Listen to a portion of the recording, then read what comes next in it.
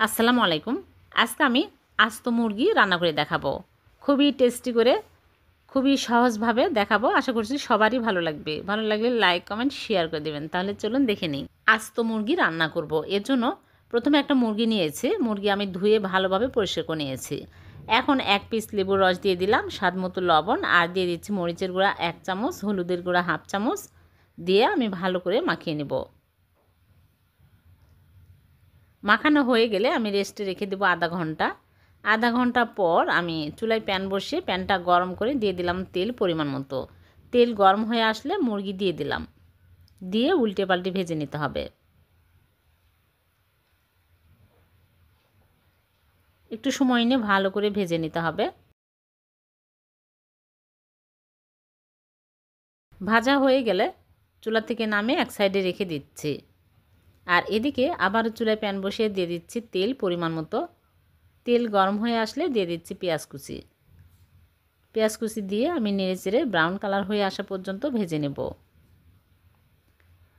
তারপরে দিয়ে দিচ্ছি রসুন বাটা 1 চামচ দিয়ে নেড়েচেড়ে কাঁচা স্মেল যাওয়া পর্যন্ত ভেজে নেব। তারপরে সামান্য পরিমাণে পানি দিয়ে দিচ্ছি, মশলা অ্যাড করব এজন্য, তাছাড়া পুড়ে যাবে। এখন দিয়ে দিচ্ছি দারচিনির টুকরা,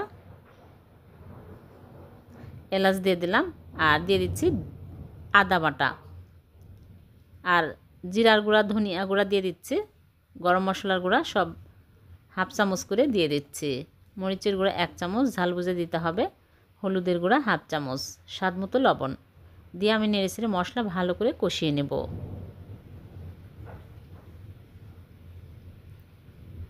তারপরে মুরগি দিয়ে দিলাম।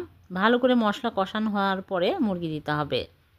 তারপরে আমি ভালো করে নেড়েচেড়ে আরেকটু সময় ধরে কষিয়ে নেব। তারপরে ঢেকে রাখবো। মাঝে মাঝে ঢাকনা খুলে আমি নেড়েচেড়ে দেব। একটু সময় নিয়ে ভালো করে নেড়েচেড়ে দিতে হবে আর ঢেকে দিতে হবে। তারপরে 1 কাপ পানি দিয়ে দিচ্ছি, দিয়ে আমি ঢেকে রাখবো ভালোভাবে সিদ্ধ হওয়া পর্যন্ত।